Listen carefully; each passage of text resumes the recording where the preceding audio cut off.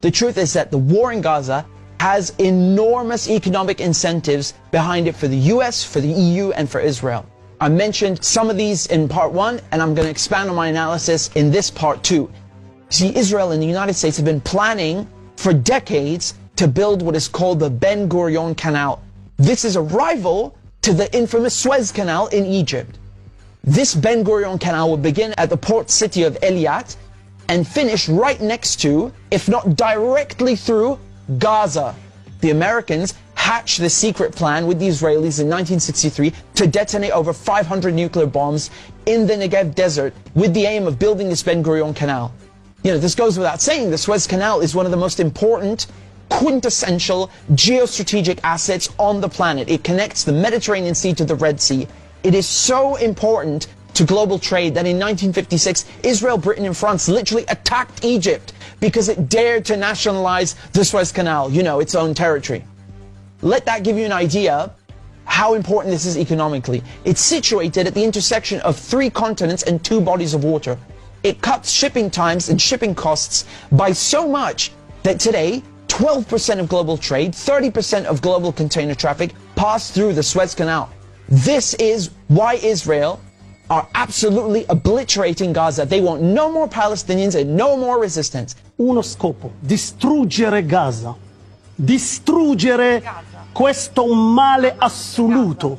Egyptian President Sisi was told in the last weeks that if he accepts Israel's plan to take Palestinians from Gaza and put them in the Sinai desert, that Israel will pay for this, and the United States will wipe Egypt's national debt. Look at that. And the third aspect about the River Nile. You see, Ethiopia, which is Egypt's neighbor, built something in 2011 called the Renaissance Dam, which cut water to both Sudan and Egypt. And this is, you know, it's caused a huge argument ever since. Now, Ethiopia has a significant Jewish population. The United States, and specifically Israel, could theoretically lean on Ethiopia, as they have done before, and pressure it not to fill up its reservoirs, which is very good for Egypt, and shall we say would incentivize Egypt to take in people from Gaza. You see, you need to understand this Ben Gurion Canal is the last piece of the puzzle. It will cement the Americans' and Israelis' control over the world's most important shipping lane, giving them total control over maritime trade. So follow me down the map. The Red Sea, which would feed into the Ben Gurion Canal, it already has a huge presence of American and Israeli troops. Did you know, for example, that Israel's largest military base is located in the Red Sea on Dahlak Island in Eritrea? This base was hit by Yemen in the last few days in support of Gaza because Yemen is an integral part of the resistance axis. Yemen is located right next to Eritrea in a crucial area. I mean, we're talking about the Gulf of Aden. We're talking about the Bab el-Mandeb Strait. Thousands, tens of thousands of ships pass this area every year, including a large percentage of the world's petroleum vessels. The US have been trying for decades to control this important shipping lane by putting troops right opposite Yemen, in Djibouti and Somalia, and what is called the Horn of Africa.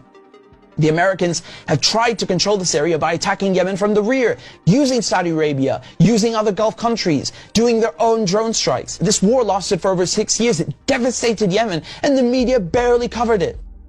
Another one of Yemen's important geostrategic assets is the beautiful island of Socotra, which is located, I mean, talk about geostrategic. It's located between the Horn of Africa, the Gulf of Aden, the Arabian Sea, and the Indian Ocean. See, the UAE, after normalizing ties with Israel, they helped Israel to put spy bases and establish a military presence on Socotra Island. The importance of this Bab el-Mandeb Strait is that both Iran and China need to use this shipping lane for Iran to export fuel and for China as the world's largest economy and largest trading partner of most countries. I mean, there is de facto already an entire Cold War taking place right up the Gulf Coast in the Strait of Hormuz. The tanker war.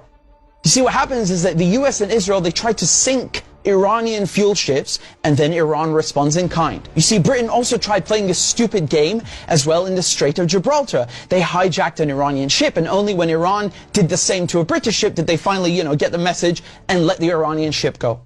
The US have gone so far as to even steal Iranian fuel tankers and sell off the cargo. A practice that is commonly referred to as piracy, later on in the Bab el-Mandeb Strait, up into the Red Sea, and of course by replacing the Suez Canal with the Ben Gurion Canal. This final piece of the puzzle will allow the US and Israel to dominate world maritime trade. They can use this not only to the benefit of their own economies, but to damage and to attack other countries' economies, like China, like Iran, Egypt, Syria, Lebanon. I mean, this is literally highway robbery on the high seas. And the Ben Gurion Canal is key to all of this. You know, Egypt could stop this war in Gaza right now by shutting down the Suez Canal. It is bewildering that they don't do this. If not for Gaza's sake, do it for your own sake. Egypt's economy is going to be leveled if this Ben Gurion Canal is built. It will completely undermine the Suez Canal. Where is Saudi Arabia? Why don't they threaten to cut oil production for 1 week, one bloody day, just to stop this war? Or is there something in it for them where God to be leveled and replaced with this canal? Where are the Arabs? Where are the Muslims? Look at the European Union. They have nothing in common with each other except geography. They have over 24 languages. Whereas the Arab world, from Morocco to Oman, have a common tongue, common geography, common religion, common history, and common culture. I mean, this automatically makes them a global superpower. Not to mention the natural resources, the geographical landmass, and the population, which are essential factors and criteria of hard power. In the Arab city of Cordoba were 2 miles of public lighting in the streets when London was a village. It's not only the size of the Arab world, but look at the straits. All the vital straits are located in Arab countries. The Strait of Gibraltar, which is Jabal Tariq, the Suez Canal, the Bab el-Mandeb Strait, and the Strait of Hormuz between Iran and Oman. European colonial powers understood this a long time ago, how powerful Arab countries could be, and they planted Israel right smack dab in the middle to sow chaos and try to win over these Arab kingdoms, bring them over to their side, and make them normalize ties with Israel. All these borders in the Middle East did not exist until 1916, until the same European powers that back Israel today drew them. This is the Middle East before, and this is the Middle East after Sykes-Picot, after the French and the British ruined it. This divide and conquer strategy is all about carving up the Arab world, creating instability, and controlling resources and the straits. These powers, they always play this sectarian card. You know, they love to pit Sunni against Shia. They did this in Iraq, they did it in Lebanon, and now they try to do it between Arabs and try to pit them against Iran. In Palestine, they tell you, oh, it's about Jews against Muslims. No, it absolutely bloody isn't. The West are afraid of unity between Arabs themselves and between Arabs and Muslim countries. This war has nothing to do with Hamas. That's not what it's about. You know why people are wondering, how is this mass slaughter of civilians happening?